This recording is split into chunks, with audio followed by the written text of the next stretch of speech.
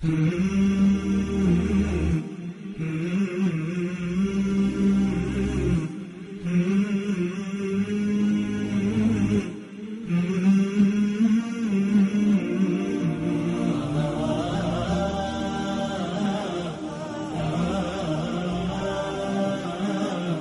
لله نحمده ونستعينه ونستغفره ونعوذ بالله من شرور أنفسنا ومن سيئات أعمالنا من يهده الله فلا مضل له ومن يضلله فلا هادي له وأشهد أن لا إله إلا الله وحده لا شريك له وأشهد أن محمدا عبده ورسوله صلى الله عليه وعلى آله وأصحابه وسلم تسليما كثيرا. اللهم انفعنا بما علمتنا وعلمنا علما ينفعنا وزدنا علما. إخواني وأخواتي في الله، السلام عليكم ورحمة الله وبركاته. انت كدب كلمتنا عاوة وحي كصاب سنتهي تربية الأولاد بما فيهم المراهقون. ubadka iyo barbaarintiisa iyadoo si gaarana aynu xusi doono dadka muraahiqiinta loo yaqaano ee qaan gaadhaya oo dadaal dheeraada u baahan. marka u horeeya waxaynu soo qaadan doonaa tarbiyada islaamiga ah, nusuusta wadata iyo siduu nabigu u rabayn jiray calayhi salaatu wasalaam. arrintani wax sahlan maaha. haddii la dhisayo dad ama dowlad la dhisayo, jiilka soo kacaya ayaa asal u ah. haddii lagu dadaalay dadkaana si fiican loo dhisay, rajada dadku way fiicanta. da-yarta soo kacaysa haddii warwar laga qabo ama aanay wanaagsanayn, insiraamu lumam, inay ummadu baaba-aan waxyaabaha asbaabta waa weyn. marka ilmaha la barbaarinayo, kow waxa ka ah in tacwiid loogu sameeyo la baro calaa muraaqabati illaahi subxaanah, inuu ogaado inuu ilaahay eegayo oo aanu iska eegin un isha waalidka ama isha mucallimka ama isha hooyada, laakiin ilmaha waa in la baraa inuu ilaahay eegayo. waxaynu aragnaa hooyooyinku caruurta yaryar marka had iyo jeer ay la hadlayaan maxay ku cabsiiyaan. miyiga waxbaa lagu cabsiin jiray, magaaladana waxbaa lagu cabsiiyaa. cabsidaa ilmaha yar la cabsiinaya waxa laga yaabaa inay qalbigiisa qaadato oo cabsiduu ilaahay ka cabsan lahaa taa kale ay halkiisii gasho. maya, waa laga daynaya. qur-aanka kariimka ilaahay waxa uu tilmaamay oo uu ku xusay luqmaan lxakiim, alcabdu saalix, addoon wanaagsan buu ahaa. wuxuu u baaqayaa u yeedhayaa marar fara badan waladkiisii, yaa bunaya yaa bunaya. waxaa ka mid a iyadoo ilaahay uu baraya subxaanahu wa tacaala muraaqabadiisa. yaa bunaya inaha in taku mihqaala xabati min khardalin fatakun fii sakratin أو في السماوات أو في الأرض يأتي بها الله إن الله لطيف خبير. yarkaygiiyow buu leeyahy, ogow arrin kasta oo jirtaa, wax kasta oo dhacaa, meel adag hadduu ku jiro, ilaahay unbaa keenaya qiyaamo xisaabinaya. ilaahayna waxba kama qarsoomaan. wuxuu barayaa inuu ilaahay goor walba eegayo, taasuu ku baraarujinaya. waxaynu garan karaynaa inu ogsoonnahay rasuulku sala allahu calayhi wasalam wuxuu la hadlayay asxaabigii cabdillaahi bni cabaas, labadoodaba allaha ka raali noqdo. xadiidkii marar badan maqasheen, kelimaad uu ugu saxaya caqiidadiisa iyo kalsoonida uu ilaahay ku qabo. yaa ghulaam alaa ucallimuka bikalimaatin yanfacuka allahu biha.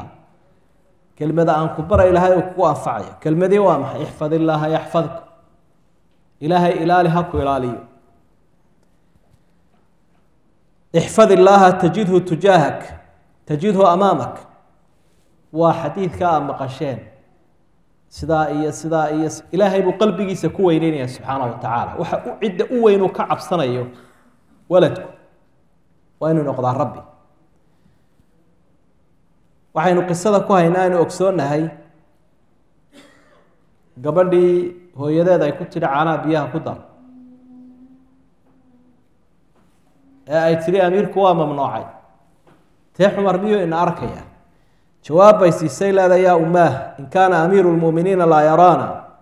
farabu amiiri lmu'miniina yaraana haddaanu ina arkaynin amiirulmu'miniinka iyo cumar dee ilaahay baa ina arkaya subxaanahu wa tacaala marka ugu horeynba ubadka alla yaqaan in laga dhigo wey oo lagula dadaalo arrintaa waxyaabaha in ubadka ku tarbiyeynayna waxaa ka mid ah alta'kiidu calaa tacliimihi lilwuduu'i wasalaa qofkani waa qof muslim oo waa daahir in la baro cibaadaadka ilaahay subxaanahu wa tacaala ee kow ay ka tahay salaadu kow ay ka tahay dahaarada iyo salaada waa arrin mudan runtii waalidku inaanu daynin halmaaminna taa laakiinuu iska xil saaro aabbo iyo hooye oo eegaan ilmuhu siduu dahaaro qaadanayo siduu xamaamka u isticmaalayo sida uu weysaysanayo iyo sida u tukanayo si ha dhowto qaladka aanu ugu weynaanin waa in la saxaa sidaa daraaddeed buu nebi maxamed calayhi salaatu wasalaam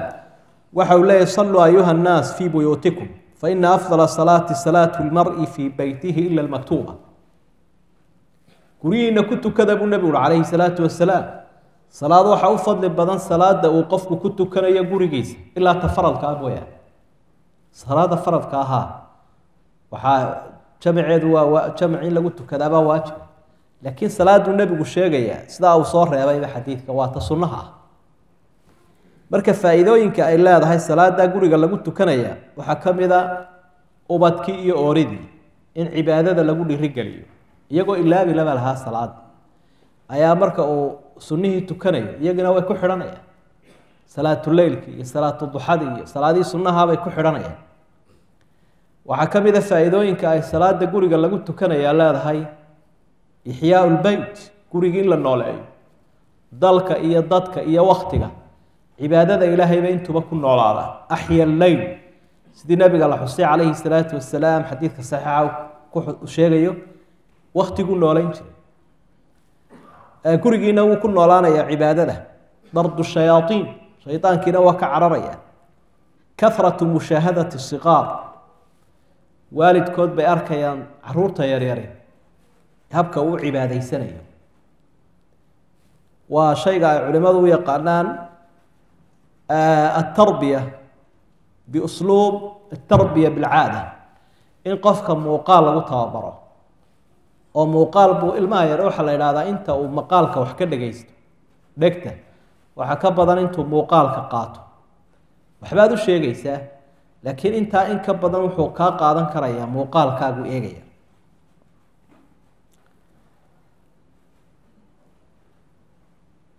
nabigu calayhi salaatu wasalaam sida in fara badan maqasheen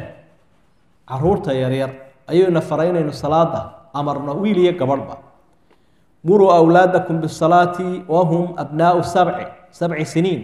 wadribuuhum calayha wahum abnaau cashr wafariquu baynahum fi lmadaajic tarbiyada cajiibkaa wey marka toddobada hore waa la amraya toddobada dambena waa lagu edbinaya khalaas toddobada hore waa la amray 10 jir hadduu gaadhayna hadduu ka tago waa lagu edbinaya 14 jirka iyo 15 jir markuu gaadho kama tegay hadhow waxaa iska dhacda subaxii inaynu ubadka kicinno oo aynu ka xunnahay inuu madrasada ka habsaamo laakiin dadka qaarkood aanay ka xumayn ama haddii aan madrasada jirin aanay salaada u kicinayn oo la odhanaya ha iska raaxaysto waa khamiis iyo waa jimce ha iska jooga iska daa oo ha iska hurdo yaa ayuha aladiina aamanuu quu anfusakum waahliikum naara ubadka siyaabaha loo tarbiyeynaya ka mid tahay alqudwatu saalixa inaynu noqonno ku dayasho fiican ubadka aynu noqono haddaad doonayso inuu ubadku hagaago adigu hagaag macallinkuna ha hagaagsanaado sidaa aynu horeba usoo xusnay saamaynta hadalku dhegihiisa uu ku leeyahay waxaa ka badan aragga saamaynta uu ku leeyahay maskaxdiisa ilmihii waa in laga fogeeyaa hooyo iyo aabbaba iyo mucallinkuba waa inay ka fogeeyaan mutanaaqidaadka waxyaaba iska hor imanaya wacdi iyo waano ilmaha la siiyo iyo ficilkii oo ka hor imanaya dadka had iyo jeer qaadada ama tusaalaha madaxda culimada dhakhaatiirta waalidka sayga ama zawjka qof waloo murabbi oo wax tarbiyeynayaba waa inaan qowlkiisa iyo ficilkiisu iskhilaafin dadka kalena looma ogolo iskhilaafka laakiin kuwani waa usii daran yihin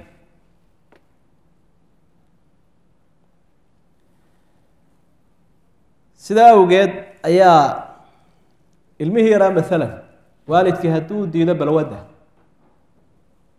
iyo xumaanta iyo hadalka xun isagiina uu samaynayo dee isma qabanaysa waxba kama qaadanayo wuxuu raacayaa uun qowlkiisunbuu ficilkiisunbuu raacaya qowlkiisana u weydaaranaya soomaalida waxay idhahdeen nin baa ilmihiisii u diiday sigaarka iska daaba sigaarku uu xun yahay ilmihio sigaar cabayuu arkaya iska daa sigaarkaa dib ha ugu noqon intaana ii dhiib imaka aada hayso kanaan wada khalisne intaa horta kuu hadhayna ii dhiib bahalkaana inaga daah khalaas wuxuunu arkaya hadalkiisi locda iyo ciyaar dhakhtarkii baad u imanaysaa dadka wuxuu sheegayaa inuu sigaarku dhibku kaa ku leeyahay dawooyin buu qoraya laakiin in yar kadib uu qiijinaya qofkii muxuu u qaadan karaya qof ciyaar ayuu u qaadanaya waa tusaale un alqudwa wax aada iyo aada u cajiiba wey salafuna saalix dadka waxay kula dadaali jireen ubadka marka ay rabeynayaan qofka tusaalaha wanaagsan noqonaya inay u geeyaan ubadkooda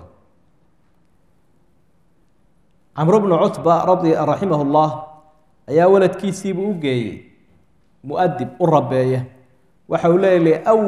liyakun awalu islaaxika liwaladi islaaxuka linafsi ubadka berigii hore qof muadiba nin muadiba loo geyn jiray ama sheekh murabbi oo barbaariya marka wuxu uhi ilmahaygii kuu keenay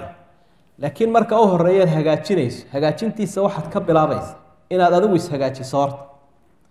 faina cuyuunahum macquudatun bicaynik ishoodu ubadka waxay ku xidhan tahay adiga siday kolba kaa arkaan weye falxasanu cindahum maa sanact waalqabiixu cindahum maa tarakt wax wanaagsan waxay u arkayaan waxaad la timaado waxun waxay u arkayaan waxaad iska dayso taasaan kuu sheegaya arrintaasi aada iyo aad bay muhiimta soomaalida waxay dhahdaan qofkaad kabihiisa ka tolanayso qofkaad kaba ka tolanayso maxaa la eegaa kabihiisa hadduu isaguba laba cagacad yahay ama laba xuxun gashan yahay armu kuwaasoo kale kuu tolaa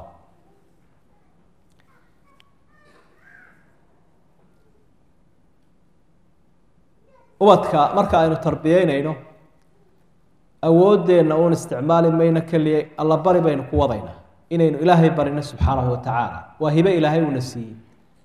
diinta ka soko wax lagu siiyo dadka u qaalisa oo dunyada ka qaalisa marka inaynu ilaahay u barino aynu u ducayno qur-aanku taasuu ina baraya ambiyada salawaatu ullaahi calayhim wa salaamu ilaahay baa wuxuu ina barayaa inay ubadkooda u ducaynayeen wajnubnii wa baniya an nacbud alasnaam ilaahay oo anigiyo ubadkaygaba waxaad naga fogeysaa buu nebi ibraahim leeyahay inaanu sanam caabudno rabbi ijcalnii muqiima asalaati wa min duriyati rabbanaa wataqabal ducaa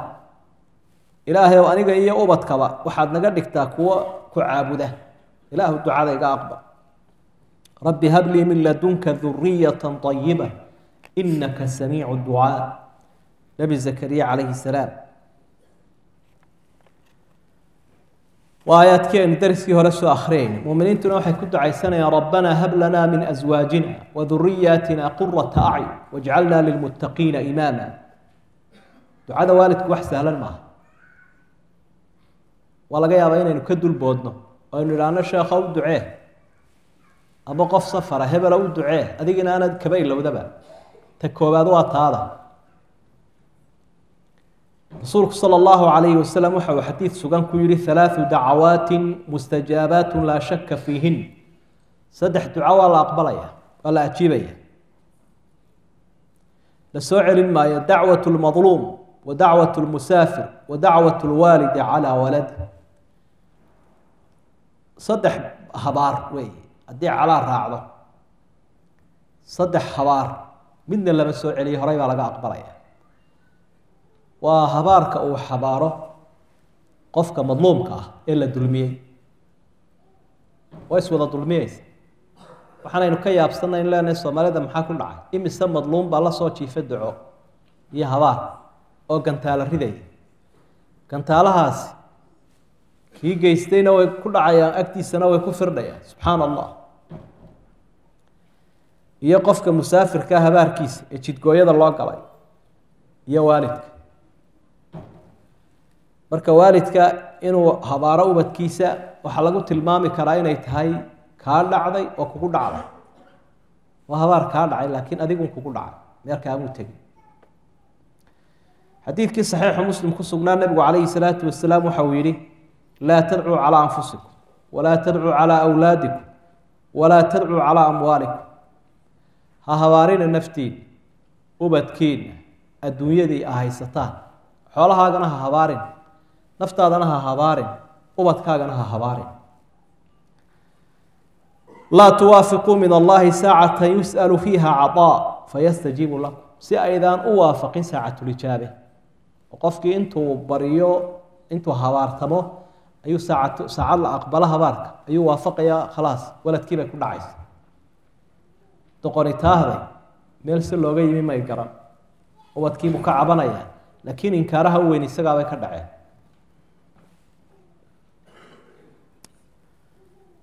taasina runtii in lagu xisaabtamo weeye loo duceeyo waqtiyada ducada la aqbalo kii hanuunsanna inuu ilaahay hanuunkiisa u adkeeyo kii hallowsanna inuu ilaahay soo hanuuniyo waxaa ka mid a siyaabaha inuu rabaynayno alxirs calى tacwiid alawlaad wa tacliimhum aladkaar inaynu diinta ilaahay iyo dikriga siiba adkaarta aynu barno ubadka wax yar yaroo kale iyo luqado iyo ereyo uu markaa iskuulka waajib laga dhigay wax badan baynu barnaa laakiin tarbiyadii rasuulka waxay ahayd sala allahu calayhi wasalam ubadka in la bari jiray adkaarta xasan iyo xuseen buu nabigu la hadlaya calayhi salaatu wasalaam waxa uu leeyahay uciidukumaa bikalimaati illaahi taama min kuli shayطaani wahaama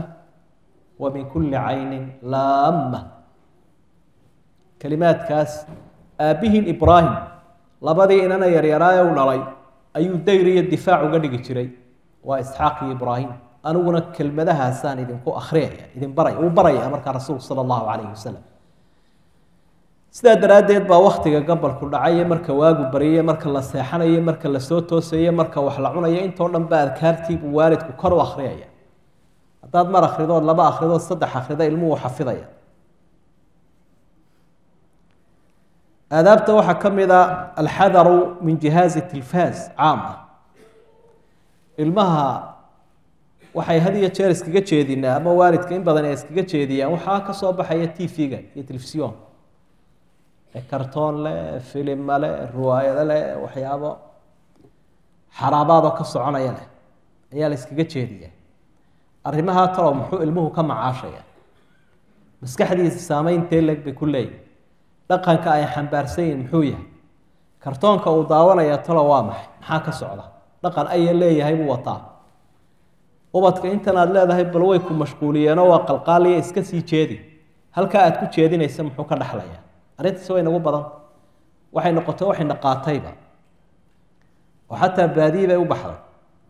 oo sinxi yar intoo la dhigo mishiin yarna lagu istaaraya dabeetana meel kayna oo tuulooyinkii qarfada hawdka baad arkaysaa dhish yaroo iska yaalo reer biyigii ku ururay hamoodina inay halkan oo qura ka jirto mishiinkaa yar unbaa loo siraadanaya tuulo yar mid jooga ayaa u dhiganaya mishiinkaa sanxigiina wuu saaraya iyo iskriimka dad badan baaba daawanaya kusoo ururaya marka dhib badan bay leedahay arrintaa runtii in aada iyo aada looga fiirsado oo qofku sida uga maacuudin karo ee uga maarayn kara caruurtiisa wax hagaagsan oo nadiif oo cajalado muxaadaraad iyo diin iyo akhlaaq dhaqan wanaagsan inuu u geliyo screenka kuwa ay daawadaan wax sahlan maaha waayo qofka waxa uu leeyahay baa la yidhaha ubadku ilaa 5 meelood oo laga jiheeyo shantaa inta badan inaynu gacanta ku dhignaa waa muhiim meeli waa taa aynu ka hadlayno waa agabka wax lagu baahiyo warbaahinta mid caama iyo mid khaasaba halkaas waa meelaha ugu xasaasisan ee ubadka ta'hiirka iyo saameynta ku leh ee laga jiheeyo meesha labaadna waxa weeyaan guriga albeyt inagaa ka soo hadlaynay waa inuu ilmuhu ka helaa jihayn habboon oo ilmihii horu marinaysa oo hanuuninaysa meesha saddexaadna waa masjidka oo ilmihii waa inaanu ka qadin masjidka ee wakhtigiisi uu ku qaataa masjidka meesha afraadna waa shaarica iyo bannaanka iyo fagaaraha ummadda iyo bay-ada uu ku nool yahay meesha shanaadna waa halkee waa iskuulka iyo madrasada marka haddii goobaha lagaaga xoog bato ama aqlabiyaddii ay halowsan yihiin ubadkaasi si yar yar buu kaaga sii durkaya arrintan oo inaynu arrintan ilaalino waxay naga filan xadiidka rasuulka sala allahu calayhi wasalam ka sugan ee mutafaqa ah ee tilmaamaya ilaalinta ubadka in la ilaaliyaa inay ammaano weynta maa min cabdin yastarciihi illaahu raciya yamuutu yowma yamuutu wahuwa gaashun raciyata gaashun liraciyati ilaa xarama allahu calayhi ljanna ma jiro qof kasta oo ilaahay cid uu madax uga dhigay madaxtinimadii weyneed iyo tu yaray oo dabeetana qish ku samaynaya maalintii dhimanaya isaga oo aan ammaanadaa gudanin ciddii uu ilaalinteedii iyo ammaanadeeda lahaa ammaanadii muu gudanin xilkii kamuu soo bixinayo waajibkiisi sidaasaanu ku dhintay ilaahay jannadu ka xaaraantinimayaa buu nebigu yihi calayhi salaatu wasalaam ubadka siyaabaha aynu la dadaalayno waxaa ka mid ah alxirsu calaa mushaarakati اlatfaali fii lacibihim walow fii bacdi laxayiin wa towjiihi اlakhطaa min khilaali lacib in xaaladaha qaarkood waalidku brotokoolaadkiisa iyo nidaamka niweynimada intuu iska yaryareeyo xaaladaha ciyaalka uu ku dhex tarmo isagoo doonaya bal inuu saxo inuu la ciyaari karo mar wuu weynaa oday weyn ama nin weynoo madaxa buu ahaaye waktigooda ciyaalka uu siinayo gaarka ah inuu isyarayn karo mararka qaarkood oo jawigooda kula noolaan karo siyaabaha u ciyaaraan inuu la ciyaari karo kamana weynid nebi maxamed calayhi salaatu wasalaam sayid lbashar isagaa sidaa samayn jiray xasan iyo xuseen buu la ciyaarayaa nebigu calayhi salaatu wasalaam intuu afka biyo ka buuxiyo ayuu ku shubaya uu ku buufinaya kolkaase iyaguna farxayaanay qoslayaan intuu u foorarsabaabay dhabarka ka fuulayaa nabiga calayhi salaatu wasalaam xataa isagoo salaada ku jiroo sujuudsan bay dhabarka ka fuulay iyo dhabar ka fuulaya ina ka yara awooga u yahay sujuuddii buu dadka u dheeraynaya markii dambe la weydiiyeyna ama isagaaba ka jawaabo in wax kale may dhicine yarkan baa dusha iga fuulay kan yar markaa intuu iga dhammaysanayo ayaan sugayay kadibna markuu dhammaysto iga degaa soo tooso waxaa laga yaabaa in qofku waxyaabo kale uu isweydiiyo oo inanka yaru maxaa loo eegay talow ummadda loo eegi waaye ummadda laftigeedaa daris ugu jira iyo cashar ayaa halkan ugu jira caruurta inaan la halmaamin laakiin caalamkooda xaaladaha qaarkood uu qofku geli karo si uu qalbigooda u kasbado waxay ka mid tahay siyaabaha loo tarbiyeynaya alxirs cala almadhar alkhaariji liطifl ilmaha in muuqaalkiisa la ilaaliyo muyuucadana laga ilaaliyo sidaynu xalayta soo tilmaamayna oo lagu tababaro qofkan inuu noqdo qof rajula oo qawiya oo wax qabsan kara oo markaad aragtay isagoo si silan ama silicsan oo darxuma ku jirta iyo daciifnimo u soconaya ama dharku labisan yahay uu liito inaad u sharaxdo inuu noqdo shakhsiyad qawiya oo qofka muslimkaa dhaqankiisii leh oo dhar shisheeye aanu gashan oo aanu gashanin dharkii dumarkiiyo kabahooda waxyaabaha haddaad tidhaha ciyaala iska dah uu sii wadaya uu ku weynaanaya dharkaa shisheeyuhu gashan yahay iyo kabaha dumarkuu gashan yahay hadhow waryaa unbuu soo baxayaa midkii odhan jireen waryaana ayaa qof isku jira oo dharkiisu labadiiba ka kooban yahay inantii sidoo kale waa inaan la fududaysanin inta ay yar tahay dharka ay xidhanayso madaxa qaawan surwaalka ay gashan tahay waxa lama fududaysanayo si ay ugu tarbiyad qaadato xijaabka lagu rabaynaya ubadka siyaabaha loo tarbiyeynaya ka mid tahay in la baro qofka weyn inuu ixtiraamo iyo qofka martida ah sidaad u soo dhaweynaysana uu kaalintaada geli karo uu soo dhaweyn karo waxyaabaha ubadka lagala dadaalaya ka mid tahay macnawiyaadka ama laga ilaalinaya alxadaru min taxtiimi almacnawiyaat alcaaliyati cinda طifl shucuurkiisa waa inaan la dilin oon la bahdilin oo waalidka had iyo jeer marar badan baa waxa dhacda siba soomaalida oo dee noloshooda adaday ku yaro salaysnayd ilmaha siday wax uga sheegayaan in kalsoonidiiba ay ka lunto nacasyow iyo doqon yahow iyo waad fashilantay iyo waad dhacday iyo wax badanoo noocaasa markay ku akhriyaan wuxuu odhanaya dee adigu maba jirtid wuu iswaayaya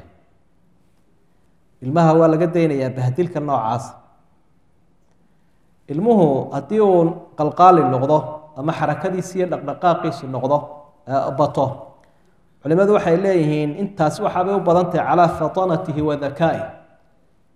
inuu fariid yahay qof active oo macnaa qawiya inuu yahay muujinaysa sidaa daraaddeed meeluu tamartiisa ku faaruqiyo habboon waa in loo diyaariyaa qofka weyni tamartiisa wuu istoorgareeyaa bay dhah oo waxa uu cunaya wuxuu cabaya wuu istoorgarayn karaa laakiin ilmuhu waxa uu cunaya wuxuu cabaya istifraaq buu u baahan yahay inuu iska saaro oo ma hayn karayo saa daraaddeed baa markuu dhergo wuxuu doonaya inuu iskala guro oo uu boodbood u ciyaaro halka adigu intaad cuntaad cabto ama aada fadhigi karayso ama aada jiifsan karayso marka ha ku xisaabtami sidaadoo kale inuu yahay laakiin waktigiisa sii dariiqo sax oo xalaala inuu socon karo ilmaha waxyaabaha laga ilaalinaya ayay ka mid tahay qaswada iyo qallafsanaanta waalidka kaga imanaya iyo ubadka oo uu iska horgeeyo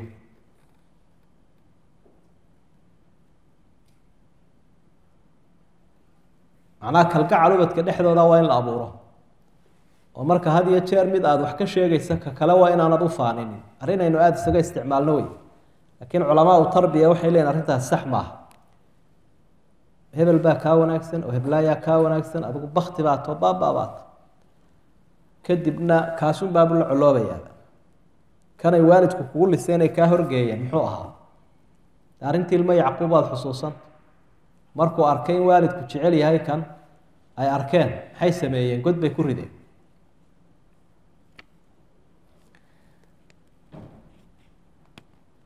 sida dee nebi maxamed uu samayn jiray calayhi salaatu wasalaam ha fudaydsanin ubadka marka la tarbiyeynayo qadiyadda cunista iyo cabidda in la fudaydsado maaha ubadka yaryar baa nebi maxamed calayhi salaatu wasalaam saxankiisa wax kula cunaya halkaasuu ka saxaya halkuu wax ka cunayo wuxuu odhanayo siduu u cunayo meeshuu ka cunayo intaba wuu saxaya marka aadaabtii sharaabka iyo cabitaanka iyo istiidaanka iyo salaamta iyo hindhisada iyo guriga marka la soo galayo mar walba waxa la odhanayo ilmihii waa lagula dadaalaya la fudaydsan maayo waxaasoo badan oo loo yeelayo ilmaha haddana keeni mayso in hoggaanka loo sii daaciyo waalidku waa inuu noqdaa mid xaaladiisu dhexdhexaad waxaynu ka warramaynaa waa inaanu noqon waalid askariya oo ama rabixiyo u dhugdhugleeyo keliya waalid macaan oo waladku uu wada nuugana waa inaanu noqonin wax kasta oo uu idhaahdo isiiba la siiyo un laakiin labadaa waa inuu dhexeeya xaaladaha qaarkood hooyo haawi in wax la siiyo lagana ogolaado codsigiisa xaaladaha qaarkoodna waa in maya jirtaa oo nacam iyo laa labaduba waa inay jiraan haddii aan laaba la odhan oo wax walba la siiyo hadhow ummadda iska hor imanaya dadka waxooda markuu idhaahdo isiiya ay diidaan waa laga yaabaa inuu damaaciyo ama qabsado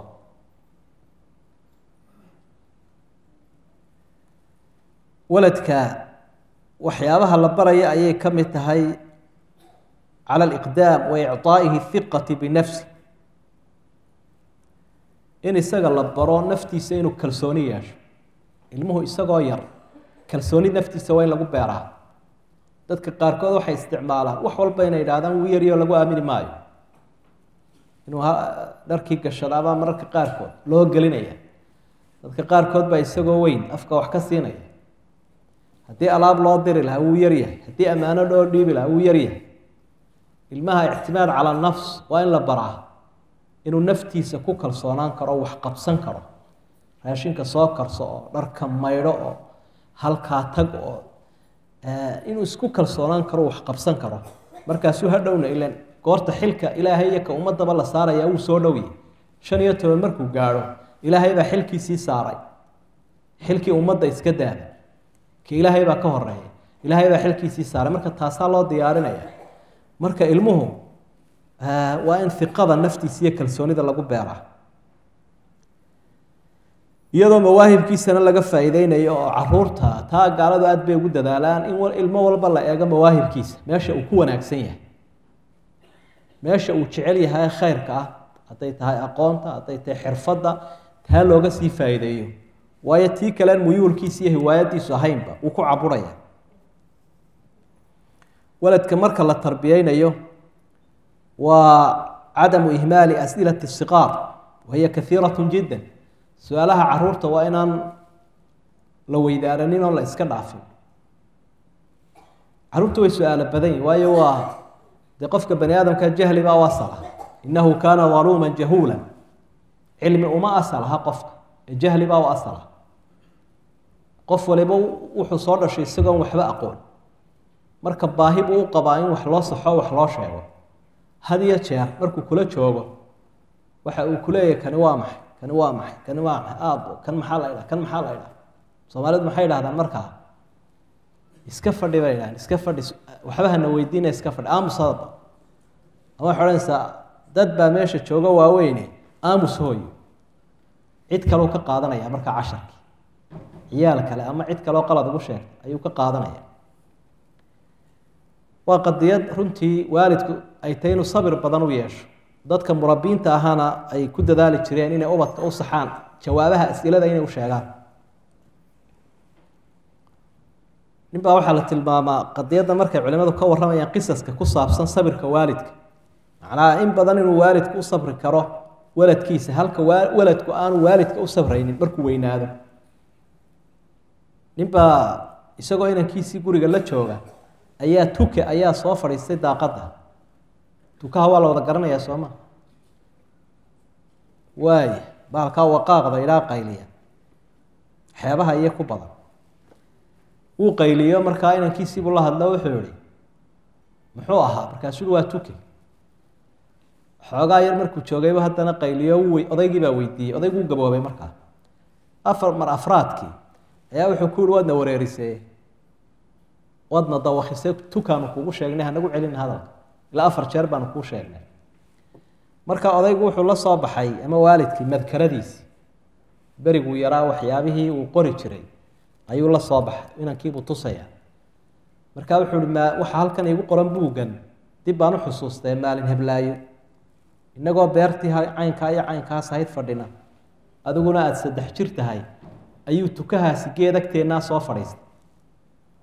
markaasaad i weydiisay waxa uu leeyahay iyo wuxuu yahay 23 jeer baan kaaga jawaabay kadibna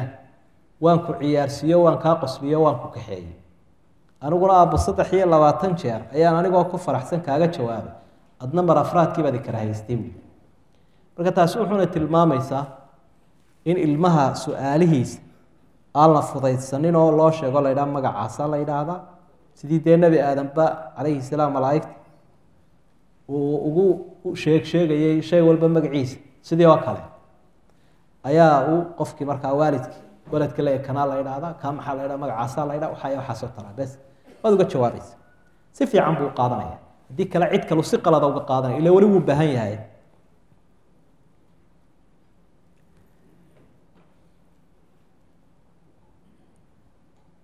ilmaha inta uu yar yahay weliba waa in aada loogu sii dadaalo ilaa 5 jirka caadaadka waxay aada u qaataan baa la yidhaha iyo waxaa la doonaya ilmuhu inuu qaato intaa uu yar yahay uu markaa isku dayayo inuu irdaa alwaalid waalidkana raali geliyo waxyaabaha ilmaha marka la tababaraya atakaaful can ifl wa cadami fadxi idaa akhطأ marka had iyo jeer gafo waa inaan wax yaroo kasta uu ku gafayba lagu canaananin qofkii waa qof yar gafafkiisa iyo sawaabkiisa dabcan waxa badan doona sawaabkiisa laakiin gafafka uu ku dhaco waa in loo ogolaado inuu yahay ila insaankii ama qofkii bani aadamka ahaaba ayaaba gafayay oo ka toobad keenay laakiin gafka ilmaha yar wax walba waa inaan lagu qabsanin wixii aan aad u liidanin la isaga dhaafo ilmaha siyaabaha loo tarbiyeeyay ka mid tahay in looga waramo dad in tusaale looga dhigo ummad waliba waxay leedahay xidiga iyo cid ay ku dayato oo adiga arkay oo dad filimada matala iyo dad riwaayadaha waxaasaa ummadaha qaarkood ay ku daydaan ciyaalkooda waxaan isku dayaynaa tusaalaha xun inaynu ka duwno ilmaha oo lagu jiheeyo salafkii iyo asxaabtii iyo tusaalihii ay ahaayeen in caruurta looga warrami karo si ay ugu dayan karaan siyaabaha loo tarbiyeynaya ka mid tahay sidaynu horeba usoo tilmaanay meesha ilmuhu wax ku dhiganaya in loo xulo waktiga muhiimka ah wuxuu ku qaataa madrasadda marka madrasadaas ilmaha waktigiisa inta badan uu joogayo mucalimiina ay waxbarayso ama mucalimaad ay waxbarayaan in la fudaydsado maaha meel diin iyo dunyo labadaba uu ka baran karo waa in lagula dadaalo oo tarbiyad saxiix oo saliima la siin karo bal ka waran waalidka intuu ilmaha kaxeeyo kaniisad geeya soorooyinkii iyo boobkii ay waxbarayaan dee wuu halaagay halaag buu webi naara buu ku dhex tuuray marka mucalimku kama soo hadho waladku murabbigii weeye waktigii maskaxdiisu ay soo jeeday buu qaadanaya hor taagan yahay ilmaha halka aada geynayso diin iyo dunyaba wax anfacayo hagaagsan weliba diintiisa waa in lagula dadaalaa oo madrasadda waa in loo xulaa innagu waxaa laga yaabaa dhinacaynu ka eegnaa inay noqoto waxbarashada maadiga ee qawiga ee luqadihii iyo cilmigii iyo wax badan uu kasoo kasban karo laakiin diintii baa kow ah ilmaha marka la tarbiyeynayo waa inuu aabbuhu ku dadaalo akla alxalaal xalaasha cunitaankeeda waxa uu biil isaga uga dhigayana waa inuu xalaal noqdaa xaaraanta cunitaankeedu balaayaduu leeyahay waxaa ka mid ah inuu dadka kaa kharaabiyo laaluushkii xoolihii ummadoo lasoo boobay ribadii waxaasoo qofku intuu soo qaato ubadkiiyo oorida uu ku biiliyo inkaaro xagga hoose ka soo baxaya wey soomaalidu way ka mahmahayano waxay idhaahdeen cuqubo halkii lagu galay ayay can ku hurdaa caruurtay ka laysaa ninkii caano baas dhama ninku hadduu caano baas cabo oo dulmiya oo xaaraana caruurtiisaa dhimanaysa sidaa daraaddeed baa marka aad taariikhda dib u eegto dadkeennaba dib u eeg dadkii iska masaakiinta ahaa had iyo jeer xoogood maalka ahaa caruurtoodu inta badan way horu maraanoo way kacaan laakiin dadka laga caban jiray caruurtooda inkaar baa ku dhacda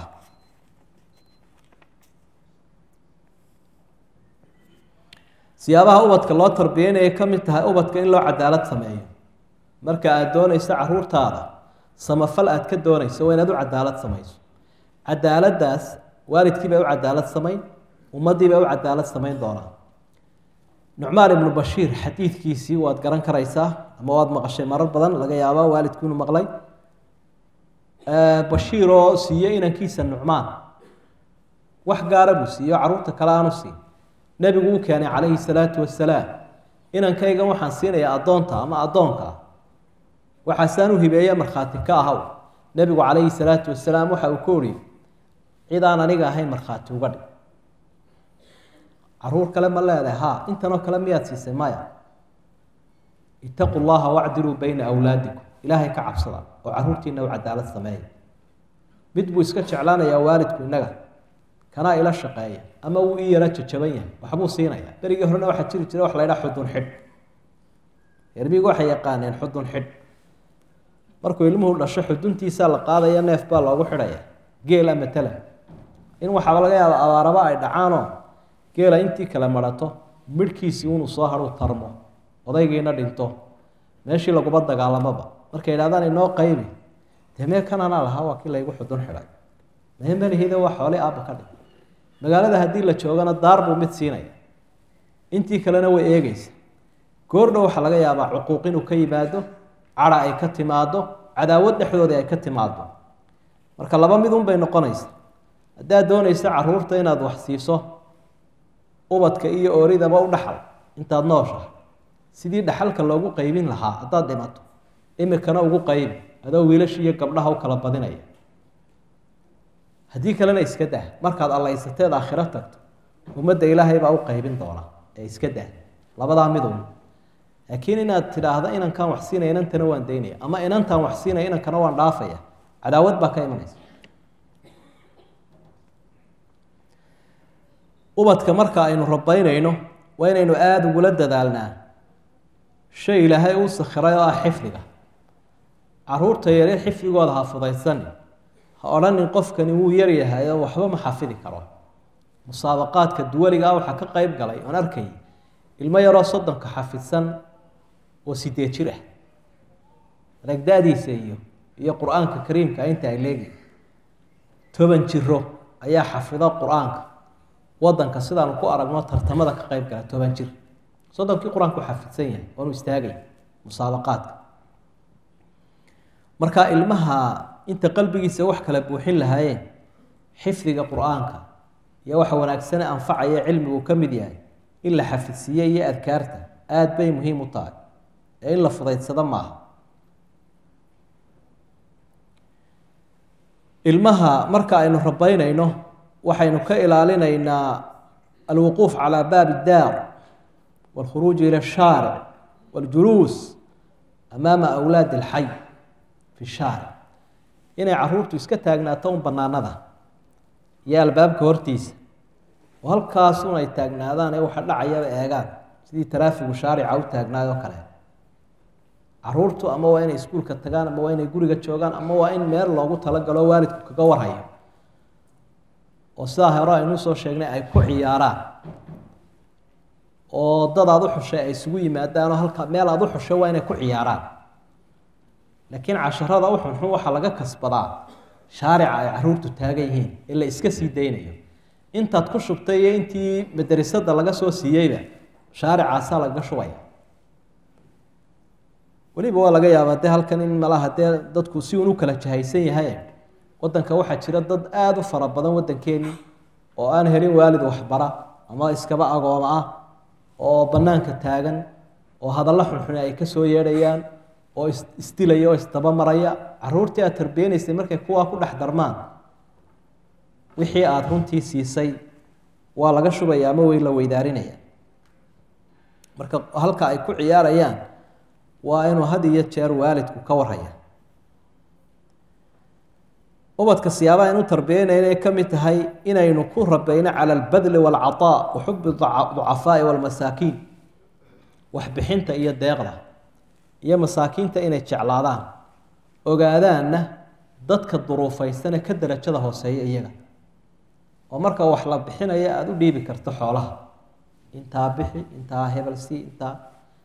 oo ay mararka qaarkood keeni karto dharkiisa qaar masaakiin aynu siin karo dhib male canaananina ha odhan annaguna waanu kuu soo iibinayna aduguna qaar baad siisa laakiin yatarabaa calaa daalik arrintaasuu tarbiyad ku qaadanaya hadhowtana wuxuu dareemayaa waxa uu hayo dar yaryaroo badan oo kale inaanay haynin nicmada ilaahay buu horey ka garanaya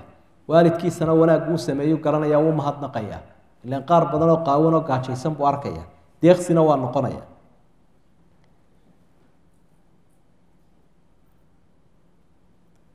markaynu ubadka tarbiyeynayno waxa aynu ku talagalaynaa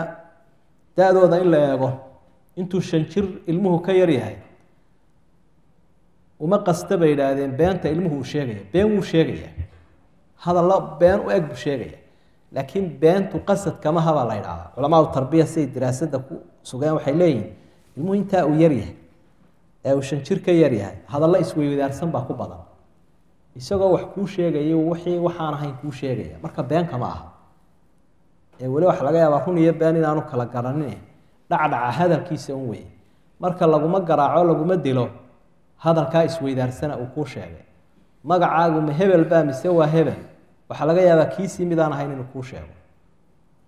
ma aabbaa jooga mise hooyo kii joogay midaan ahayn inuu kuu sheego uma qastin inta uu shan jir ka yar beentu qasad kama aha markaa sidaa daraaddeed waa in loo tixgeliyaa weli caqliyadiisi inaanay dhammaystirmin uu ku kala saari lahaa inuu been u qastay iyo in kale iyadoo marka horebana ay waajib tahay waalidku inuu hormuud ugu noqdo runta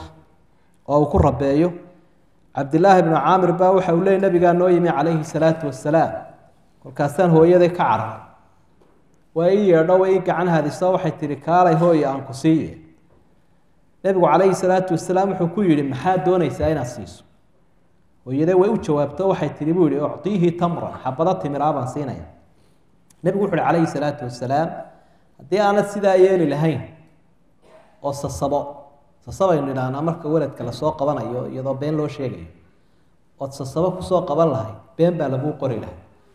malaa'igtu kaamay dhaafteenoo hooyo waalidkeedii ciyaarsiinaysa laguma arkeene been baa laguu qori lahay marka runta si uu barto waa lagama maarmaan in runta lagu rabeeyo ilmaha intaa markaynu ka soo gudubno waxa iyaduna runtii ay tahay inaynu ogaano adraar technolojiya weliba lilmuraahiqiin dadka had iyo jeer soo qaangaadhaya horumarkan imika la gaadhay casrigan dhibaatooyinka uu ku leeyahay waxaan faraha badan ay dul fadhiyaan wax lagu ciyaaro wax la daawado combyuutarkii mobilkii agabkaasi dhibaatooyinka uu leeyahay wax la qoro laga hadlay weeye inuu in fara badan ilmuhu isticmaalo agabka ah noloshiisa waqti badan uu ku qaato waxa ay u gudbinaysaa bay yidhaahdeen caalam waaqic bay ka fogeynaysa ilaa caalamin wahmiy dagaalkaasuu dee qofku gelaya alcaabtaa uu ku ciyaarayo marka wahmi buu ku noolaanaya waaqicuu ka fogaanaya dad kalena wuu la dhaqmi karaa oo iskala dhaqamo qariibahoo la yaab leh waxaa laga yaabaa waalidku inuu ag fadhiyo waladkuna caalam kale ku jiro waxaa faraha badane dee maqasheena lagu tawaasulo ama lagu wada xidhiidho muxuu daawanayaa yuu la xidhiidhaa yuu la saaxiib yahay halkuu marayaa america xaggeeda shiu jooga dad jooguu la noolya waalidkuna wuu ag fadhiyaa walaa yacrifu lxaal kala tag baa yimi xagga haqaafada ah waalidkuna miyigiibuu iska joogaa kanina dayax gacmeed ku joogaa wiilkii iyo gabadhii marka waalidku waa inuu isu diyaariyaa waladkiisa inuu ka ag dhowaan karo si uu sixi karo adraarta jinsiga iyo mukhadaraadka ka mid ah haddii waladkii wax saxa aanu helin oo jiheeya qaladaad jinsigiibuu ka baran karaa wixii mukhadaraadkaabuu ka baran karaa dhibaatooyinkiisa aragteen bay ka mid tahay iktisaabu lwasn bilwasni zaa'id saacado dheer oo fara badan oo uu hor fadhiyo daraaddeed inuu ilmihii miisaanku uu ku batu dhaqdhaqaaqiba kari waayo hadhow waxaa dhacda haddii arrintaa aan laga xakamaynin ama si uun loola jahaynin in diraasada uu ka daciifo diin iyo dunyaba waxa uu dhiganayo aalaam iyo xanuuno badan ayaa kaga yimaada muruqyadiisa iyo jidhkiisa oo marar badan waladku uu ka cabanaya isticmaalka oo alaabtaa isticmaalee maskaxdiisu ay ku tagtay darteed culimada qaarkood markay diraaseeyeen waxay tilmaameen inuu in fara badan internetka qofku isticmaalo saameyn bay ku yeelataa maskaxdiisa oo qofkii isagoo kula jooga waladkii yaraa unbuu laa yazaalu fii qaybuuba wuu yaro baxsan yahay oo uu kula jooga laakiin haddana wuxuunbuu maskaxdiisu meel unbay jirtaa dhibaatooyinku internetka oo qofku uu mudmin ku noqdo aada u isticmaalaa ay maskaxdiisa u geysata ayay ka mid tahay qaarkoodna haddii ay ku bataan alhawaatif almaxmuula isticmaalkeedu mobilkaa la xambaarsan yahay saameyn bay ku keenaan markuu ku bato sarataan adimaaq sidoo kale diraasado la sameeyey waxa ay sheegayaan dadkaa dhakhaatiirta ee diraasada sameeyey internetkan laasilkiga ah ee mobilka lagu isticmaalo markuu qofku badiyo inuu saameyn ku yeelan karo xataa raganimadiisa inuu saameyn ku yeelan karo ayay tilmaameen waxaan ugu dambeyntii soo qaadanaynaa waxyaabo la xidhiidha muraahiqiinta almuraahiq waa dadkan teenage-ka la yidhaahdo soo qaangaadhaya iyo axwaashooda inaynu wax ka ogaano waayo xusid bay mudan yihin ubadku wakhtiga ay waalidka isku wareeraan ay isfahmi waayaan waxa u badan dadkaa qaangaadhaya wiilal iyo gabdhaba marka macluumaad badan in laga hela aad bay muhiim u tahay qofkan isaga ah waa qof aan yarayna weynayna caruurtiina kuma tirsana dadkii waaweynaana weli kuma tirsana labadu u dhaxeeya waalidku waxa laga yaabaa sidii berigii hore qofkani uu yaraa ayuunbuu la dhaqmayaa waladkiina sidaasi aan ahayn buu aaminsan yahay isku dhac baa ka yimaada marka in atacaamul maca almuraahiq inuu waalidku wax ka garto siduu la dhaqmi lahaa caruurtaa qaan gaadhaysa wiil iyo gabadhba aad iyo aad bay muhiim u tahay wailaa isku dhac baa imanaya kala dhaqaajin muraahiqnimadu waxa weeyaan aliqtiraabu min annudji alcaqliyi waljinsiy walnafsiyi walijtimaaciy mar hadduu toban dhaafo qofku wuxuu usii dhowaanayaa xaggii bisaylka baaliqnimadii iyo qaangaadhnimada caqligiisii inuu bislaado naftiisii bulsho ahaan inuu wax ku taro u bislaanaya usii socdaa bitadaruj si yar yar marxaladda muraahiqnimadu 3 marxalay martaabay leeyihin culimadu 11 ilaa 14 waa marxaladda u horeysa ee jidhkiisu si degdega u koro waa waqtiga ay yidhaahdaan qof yari waa qof ban soo rooraya macnaha 2 sano ka hor sidii aad ku ogeydba maaha imaka wuu isbedelay marxaladda labaad waa 14 ilaa 18 marxalatu iktimaal التغييرات ay البيولوجية waa waqtiga isbedel weyn jirkiisa uu sameeynaya marxaladaas Soomaalidu waxay yiraahdaan nin ismood wiilka nin ma aha uu ismooday bay kuleen yaxin iyo guduudiyo magacyo noocaas u bixiyaan waa erayada keeni kara inuu dido isagoo dareemaya la xaqiray marxaladda saddexaad waxa weeye 18 ilaa 11 fayusbix raashidan bilmadhar watasarruf marka muuqaalkiisa iyo maamulkiisa la eego xaggii bisayl ku gaaray markaa wuu sii dhawaaday athar baa jira culimada qaarkood ay xadiis ku sheegaan laakiin aan xadiis ahayn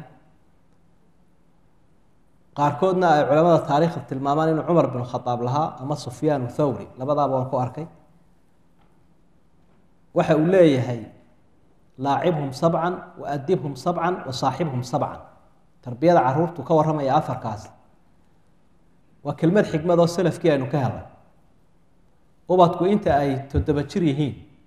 la ciyaar oo ciyaarsi ilaa 7 jirka marka 7da ku xigana edbi waa ilaa 14 7da ku xigo ilaa 21 ko marxalada muraahiqnimadu ay dhamaanayso la saaxiib ama la walaalow sida walaalka aad ula dhaqmayso isagana ula dhaqan waxay iska leedahay marxalada iyada ah mashaakil iyo calaamado ay tahay in lagu ogaado waladka isaguna uu isku ogaado annumu wal jasadi tuulan wa wazna waxa bilaabma si degdega ilmuhu inuu miisaankiisuna u cuslaado dherarkiisuna u koro iyadoo hablaha iyo raggu sida la ogyahay ay kala dheereeyaan shaydaan baa koriyay oran jireen dumarka markay arkaan iyadoo inankii ka dheeraysay bay oran jireen shaydaan baa koriyay ilaahay baa koriyay subxaanahu wa ta'ala shaydaan xamaayo waxa muuqanaya markiiba inay inta hore ay isku dhawaadeen caruurtu yar yariin laakiin marxaladaas oo kale wiilkiina waxa muuqanaya inuu qaarkii sare ka weynaaday inantiina hooyo ilaahay u diyaariyay qaarkii dambe waxa macruufa meelaha uu markiiba degdeg uga dheeraanayo inay ka mid tahay inta jilbaha ka hooseeya iyo muruqyada oo muruqyadiisu markiiba ay soo baxayaan adiga arkay oo garan yar bay gashadaanoo halka ay dib u dhigeen oo muruqu halka ka yar muujinaya rag iyo dumarkii way kala dheeraanayaan waqtiga ay inantu dhadigaanayso ilaa 13 wiilkuna ilaa 15 taqriiban oo sida dhaxdhaxaadka ah waxa waladkii ku imanaya at-taghyir an-nafsi marka uu qaan gaarayo naftiisi way isbedelaysaa oo wuxuu arkayaa jirkiisii buu ku arkayaa waxaan hore uga arki jirin wiil iyo gabadh mid waliba isbedel baa ku dhaca uu arkayaa isbedelkaasi wuxuu ku keeni karaa al-khawf aw al-ibtihaaj aw al-ta'aqqub inuu mararka qaarkood yara cabsado inantii ay naxdo ama isagii uu naxo isbedelka jirkiisa ku yimi ama uu farxaba labada way keeni kartaa مشاكل بيع علماء التربية waxay xusaan مشاكل المراهقة diraasadaha ay ku sameeyeen ilmahaasi waqtigaa uu qaan gaadhayo mashaakil buu leeyahay ay tahay in lagu ogaado caruurta kalena uu kaga duwan yahay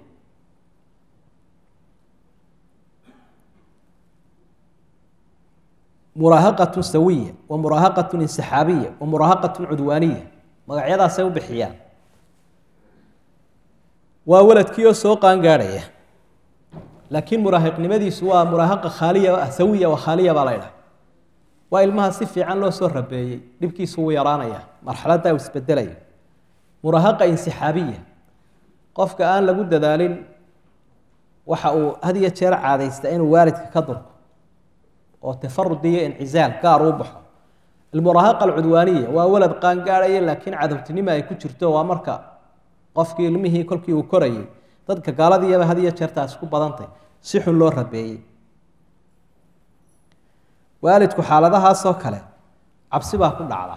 oo markuu arko isagoo sii durkaya wuxuu aada uga cabsadaa inuu dad xun ka raaco dabeetana soo qabuudha isna uu sii fakadaa waxaa ku dhacda mararka qaarkood inay kala saari kari waayaan ubadku halkaa markay marayaan alkhata wasawaab inuu iska dhex galo waxay karaahiyeystaan alwasaaya wanusx waalidku waxyaabaha u sheego kaa yeel oo kaa yeel oo kaa yeel wuu karaahiyeysanaya yudaalibuun bimasiid min alxuriyati walistiqlaal waxay ubadku marxaladaasoo kale doonaan inuu xoroobo mustaqilna noqdo ictiraaf buu rabaa inantii waxay leedahay hooyo dee qudhaydaaba hooyo kale ku dhow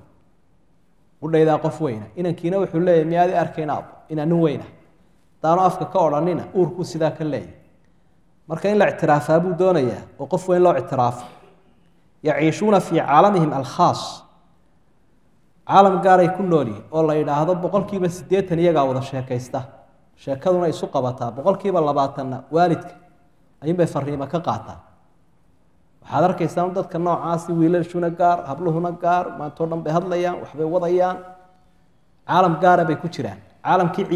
ciyaalnimaduna gaar buu ahaa kan muraahiqiintuna waa caalam gaara oy tahay in lagu ogaado qofkan waxa haya bay yidhahdeen asiraaca daakhili gudihiisa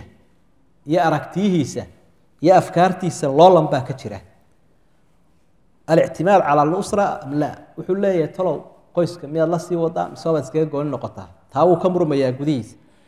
talow miyaad yar tahay mise waad weyn muran dhexdiisa ka taagan wey talow dumuuxaad buu leeyahay taqsiirna waa ku jiraa waxbuu higsanayaa durugsan inaanu gaadhayna wuu arkayaa weli yar yahay وأيضا صراع بين الغرائز والتقاليد والدين waxa dhexdiisa ku loolamaya qariisadiisa iyo baahidiisa isaga hayse baahidiisa kala duwan baahida hadalka baahida fikirka baahida ismuujinta waxa soo dhami dhexdiisa wareegaya dhinacana wuxuu ka eegayaa caadadii ehelka iyo reerkiya waxay doonayaan iyo sharciga iyo diintu wixii ay doonayso arimahani waa wax gudihiisa qofkan yar ku sameynaya lagdan sidaa daraadeed ba hadduu naftiisii hanto oo xagga fiican u jiheeyo ummadda kale wuxuu dheeryahay rasuulku sala allahu calayhi wasalam waxa uu tilmaamay toddobadu ilaahay u hadhaynaya ka mid ahaa washaabu nasha'a fii cibaadati illaah dhowr jeer buu kusoo noqnoqonaya waa qof dhallinyaro ah oo cibaadada ilaahay ku barbaaray waa qof xumaantii loogu yeedhay ka hakaday markaa darajada labaad wuxuu ku noqday qofkan dhallinyarada ahay siraacan iyo legdanka gudihiisa ka jiray ayuu dhinacii khayrka u baydho sharkiibuu ka baydhay aliqtiraabu watafarud waxyaabuu xiiseynaya waxaa ka mid a inuu gooni u baxo oo waalidku waxa uu doonayo agjoogiisa ka agdhowaanshihiisa isagu dhinaca kale u socda mashaakilkiisa alkhajal walindiwaa marxaladahaasoo kale waxaa iskaga yar badan khajilaada waxbaad weydiinaysa waxa laga yaabaa inuu wejigiisu casaado inuu hadalkaba ku deeqsiin waayo oo uu ku turunturoodo dabeetana yaro ciishoodo waxyaabaha hayste ka mid asuluuk almusci akhlaaqdiisa iyo dabeecaddiisa inay isbedesho oo dabeetana uu xiiseeyo uun maslaxadiisa khaaska in loo hirgeliyo duuna alictibaar bilmaslaxa alcaama dantii guuda reerka aanu eegin wayasrakh wayashtim wayasriq mararka qaarkood inuu qofkii yaraa hagaagsana caytamayo badarkays golaaftamayo oo wuxuu sheegay oo qaylinaya mararka qaarkood waxbay xadi karaan qaarkood kuwa yareer buu suxulka ku dhufanaya kuwa waaweyn buu isku taagaya lagdan ku badinaya iyo qaarun sida awrtuba waa kuwa laacdama kana isaguna laacdan ku badinaya lagdanka ويصير تجابينيا وكذلك يتلف الممتلكات وحياه بدن انه تجابيه وقتiga ana iyo kan laad oo kan hooyo ka daadaasun islaantuna hayso alaabtii kitchen ka weyn kala jabi العصبيه وحده الطبع xaaladaha waxa ugu wacan bay leeyahay qofku xaaladan uu isbedelayo uu qaan gaarayo hormoonno jirku uu soo daydaya jira oo marxaladan baaliqnimadii qaangaarka ilaahay uu ka keenayo taasi markaa waxay ku keenaysaa bay yiraahdeen inanka ghadab wa ithara inuu markaa yaradii qadoodu caroodo oo uu xayraamo inantana waxay ku keenaysaa calaqti'a inay aamusto oo mararka qaarkood inantii faraxsanayd ama sidaan ahay meelun bay yara galaysaa maqsino way iska aamusan tahay maxaa kugu dhacay inankiina waa kan oo isna dhan walba uu riday marka waalidku haduu garan laayahay waxa haya marxaladan isbedelkan ayaa xaaladahan wata bay leeyahay xaaladaas oo kale waalidku hadii aan la jahayn waxyaabo xiiseeyo waxa kamid ah qisaska ka waramaya jinsiga waxyaabaha ka waramaya cunfiga ama filimada cunfiga ka waramaya jecel yahay kama yamiil ila ahlaam al-yaqda isagoo soo jeedo hadana caalam ka jira yar khiyaaliya waxa uu jecel yahay muqaamaraadka waxa soo film ku arkay inana ma tijaabinaba laga yaabaa inuu yiraahdo film laga yaabaa uu ku arkay waxa inuu yiraahdo ma tijaabinaba Soomaalidu waxay yiraahdaan culmoog dadka noocaas oo kala ah marka dagaal loo diro shoolada ugu dhacaan لانه وعلموه xanuun kaba garan maayay bay kuleeyeen وارتكاب الاخطاء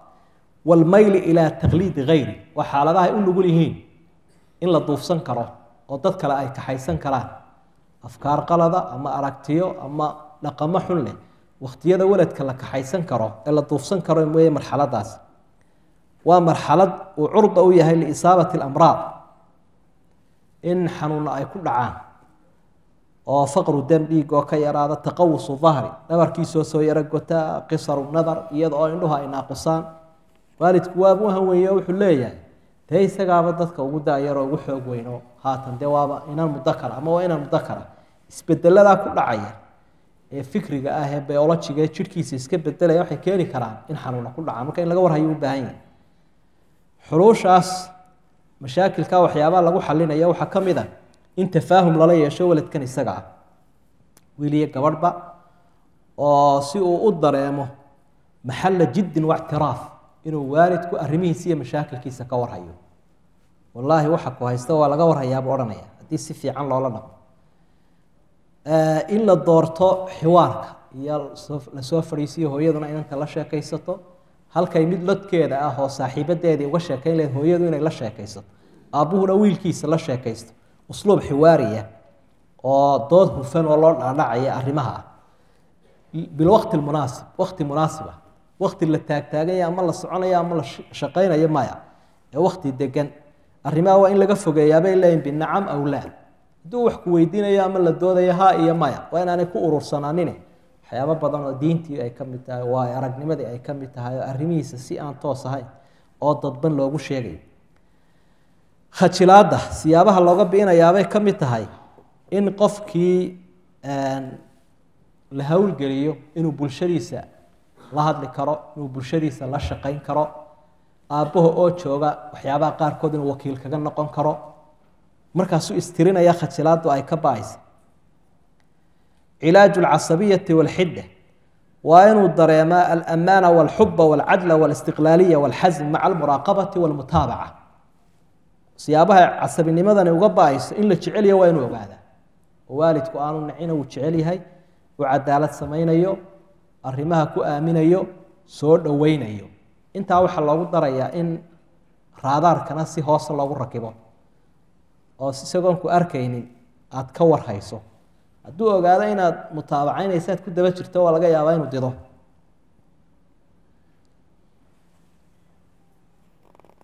siyaabaha loo rabaynayay ka mid tahay siraacaadka nafsiga ah xallu siraacaat nafsiya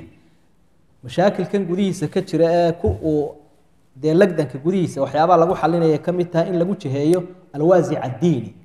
oo diintiisa kor loo qaado oo qiiradiisa iyo xamaasadiisa la saxo si aanay qalooc ugu gelin wax badan bay taasina ka fudaynaysa tawsiyaadka dadka muraahiqiinta ah dardaaranada loo jahaynayo waxaa ka mid ah ilmuhu intaanu qaan gaadhin in marxalatulbuluuq loo diyaariyo oo qofkani marxaladda isbedelkaa inuu gaari karo oo dee haddii ilaahay uu daayo isbedelkaasi inuu ku imanayo in loo diyaariyo waladka loogana faa'iideeyo waa wakhtigiisii u faa'iidada badnaaye axkaamta diinta in loo sharxo dahaarada salaada soomka cibaadaadka qaybahooda kala duwan waxa uu had iyo jeer ku warramayuu sheegayo inaan loo dhagooleynina bal laga dhagaysto wixii laga sixi kara ama laga aqbali karana in laga yeelo madharkiisa in la ilaaliyo ihtama bimadharihi watruk xoriyat alikhtiyaar in la daayo sidii ilmaha yar aad alaabta ugu gelinaysa adigu dharka ka aad doonto aada ugu labisaysay imika laguma labisayo ikhtiyaar buu leeyahay laakiin haddana waa la saxaya oo labisaan sharcigu ogolayn dee loo ogolaan maayo waxay culimmadu leeyihiin saaxiibadiisa uu wato waa inaad adigu soo casuumtaa inantu inan baa laga yaabaa in la saaxiibta inankuna inan soo casuuno xaafadda keen intii meel kale lagu casuumi lahaa ama shaarica la iska heli lahaa kuwo wanaagsan u xul oo alla yaqaan oo aadaab loo diinta yaqaana halkan keenoo kharash ku bixi maqsinka fadhiga ha iskaga sheekaystaan halkaa waxa ku wada raajacaan saaxiibkii la saaxiib maadaama uu wanaagsan yahay si uu u saxmo oon lagaaga fogaanin saaxiibada wanaagsan waa inaad u ammaanto oo tidhaahdo yarkaasi nin wanaagsan wey si uu u raaco ugu daydo ama ugu adkaysto waxaad isku dayeysaa inaad wax la cunto dadka muraahiqiinta ah hooyaduna hablaa wax la cunto aabbuhuna aanu odhan intaydunii keenaya bale wax wada cunaan oo lagu sheekaysto halkaa marka inamada dee qaangaadhka wax la wada cunayo mararka qaarkood aabbayaashii iyo walaalaha aan idhaahda adeeradii iyo ilma adeeradii iyo kolka wada joogtaan inaad hortooda ku ammaantaa tiraa ninkan soo arki maysid insha allahu arrinkiisu waa tiirsan yahay ninkay dhexlaya wey hawlahayga wadaya halkan doonayay buu hayaa dabeetana cerkaasu markaa uu korbu u kacaya hankiisu waxyaabaha boon bay ka mid tahay waladkii in la kaxeeyo oo loo kaxeeyo maxfalada khayr kale iyo dadka saalixiinta ah iyo aqoon-yahanka diintu meesha ay joogaan si uu ugu daydo culimada iyo dadka muthaqafiinta ah uu isku dayo hadhowta halkoodaasoo kale inu soo fadhiisto oo meesha ragga waaweyn uu fadhiyo iyo xikmadaha lagu hayo iyo aqoonta lagu kala korsanayo iyo waladkii marka uu soo fadhiisto isagoo yar buu maskaxdiisu weynaanaysa waxyaabaha boon bay ka mid tahay dadka muraahiqiinta ah waxqabadka wanaagsan ay sameeyaan in mukaafa'a laga siiyo oo laga abaal mariyo hadduu waxbarashadii meel fiican gaadho hawlihii aad u dirtay uu wax badan qabto dadka guriga si wanaagsan ula noolaado jaa-isadaasaan ku siiyey lacagtaasaan ku siiyey mukaafa'adaasi xaafis bay noqonaysaa wax hore u dhiiriya waxaa lagu dadaalayaa inuu aabbuhu noqdo annamuudaja naajix litacaamuli maca ummi hooyadii waa inuu si wanaagsan aabbuhu ula noolaadaa waxyaabaha had iyo jeer dadka muraahiqiinta guriga ka eriya ama dalkaba ayay ka mid tahay odayga iyo islaantu inay isfureen ama uu bukaasayo ama ay isfeedhayaan had iyo jeer isdilayaan oo meesha qayla ka baxayso kuwani khayr ma laha iskaga durug buu odhanaya sidoo kale tii horena markaynu dib ugu noqonno kuwa sii yaryar laftigooda marka waalidku ay korinayaan caruurtaa yaryarka ah ee iyagu hadday isa seegaan waa inay ka ilaaliyaan caruurta inay dhexdooda ku wada hadlaan muraahiqaasi marka uu arko labadii waalid oo caynkan isku ah isna wuu didaya waa laga yaabaa cudurkaa inay inantuna qaado oo kayadana guursadaa isku sii qarxaan hadday isa seegaanna waa inaanu waalidku caruurta ka jarin dulmi bay noqonaysa markay odaygiisa seegaan bay ciyaalkii xaggeedii u kacaysa ama isaguna ciyaalkiibuu ku qarxaya waa nooc dulmi ile ciyaalku xamay geysan waxyaabaha habboon bay ka mid tahay dadkan muraahiqiinta ah in lagu booqdo meeshuu wax ku dhiganayo wuxuu arkayaa wuu istirinayaa marka macallimiintii uhaa inankayga ka warrama maasha allah waxbuu fiican yahay macallinka had iyo jeer dardaarankiisana uu idhaa macallin hebel sidaasuu sheegay inaad maadadaa ku fiicantahay buu sheegay inaad halkaa ku daciif tahay macallimiintii kelmadoodii wanaagsaneyd ugu celceliyo madarisadana ku booqduu kaga warhayo waxyaabuu waladku isku tirinaya wey ee uu u arkayo in laga warhayo oo arrinkiisu aanu sahlanayn haddii laakiin meel la geeyo laba aqoon magaalada meel ay kaga taalo dhibkeeday leedahay walaa xaggiina waa aad baa loo daba socda carruurtee annaga waalidka qaarkood baan ogeyn meesha uu ku dhigtoba waladku wax ku dhigto ilmihiisu xaggaa dhigan jirtay xaggaa yahayd aabbo xaggaasay magaalada kaga taallaa looma baahna waa in laga warhayaa waladka waxaa lagu dadaalayaa muxaawalat lwusuuli ila alqalbi qabla alcaql qalbigiisa horta in la qabto markaasaa waxaad u sheegaysana uu qaadan karaa inaad mararka qaarkood alcayshu fii caalamihim inaad caalamkooda kula noolaan karto oo aada wareysan karto oo sida daayartu isu wareysan karto adna inaad daxiin iska yar dhigto si aad umuurtiisa khaaska aada u heli karto cumuuman umuurahaas culamaadu tarbiya way soo talkhiisiyeen oo way soo ururiyeen waxaanay ku tilmaameen inay yihiin dardaaranada waalidka la siinayo siyaabaha gaarka ah ee uu la dhaqmayo caruurta ku dhow qaangaadhka wuxuunaynu kusoo ururinaynaa waa in laga warhayaa oo la ogaada caruurtu heerkaa marka ay marayaan inay u baahan yihiin xaalad khaasa yihiin mucaamalo gaara u baahan yihiin kawarhayn gaara u baahan yihiin dadaal gaara u baahan yihiin oo aanad ilmaha yar saad ula dhaqmayso iyo qofku marxaladda qaangaadhka saad ula dhaqmaysaa inay kala duwanaadaan xikmaddaasi markaa waxay keeni karaysaa waalidkii iyo waladku inaanay kala lumin inaanay isfahmi waayin inaanu kaa fakanin intaasoo dhan bay dawo ka tahay wabilaahi towfiiq wasalaamu calaykum waraxmat ullaahi wabarakaatu